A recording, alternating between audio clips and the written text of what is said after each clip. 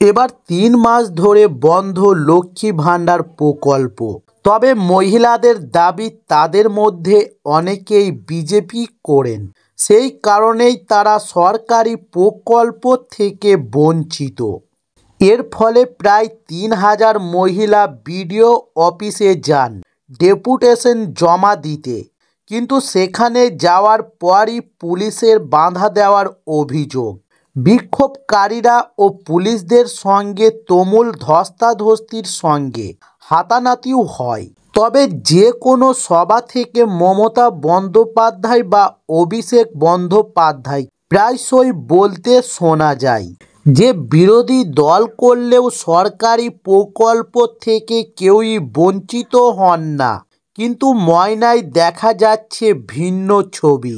তবে জানা গিয়েছে পূর্ব মেদিনীপুরের ময়নায় ১২,০০০ মহিলারা প্রায় ৩ মাস ধরে বন্ধ লক্ষ্মী ভাণ্ডার। সেই কারণে লক্ষ্মী ভাণ্ডার প্রকল্প চালুর দাবিতে প্রায় ৩,০০০ মহিলা ঝাঁটা হাতে তমলুক জেলা বিজেপির নেতৃত্বে ময়না বিডিও অফিসের সামনে ডেপুটেশন দিতে আসেন। ময়নার বিডিও অফিসে ঢুকতে গেলে পুলিশের তরফ থেকে বাধা দেওয়া হয় মহিলাদের। তবে বিডিও অফিসের গেট বন্ধ করে দেওয়া হয় এবং গেটের সামনে মোতায়েন ছিল ময়না থানার বিশাল পুলিশ বাহিনী।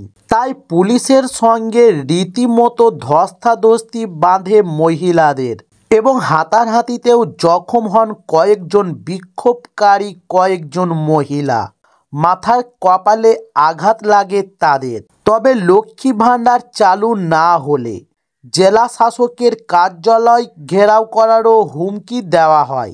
এক বিক্ষোভকারী মহিলা বলেন, পুলিশ আমাদের মেরেছে, আমার হাত ধরে নিয়েছে, আজ ৩ মাস আমাদের টাকা দেয়নি, চারদিকে টাকা দিচ্ছে অথচ আমাদের দিচ্ছে না।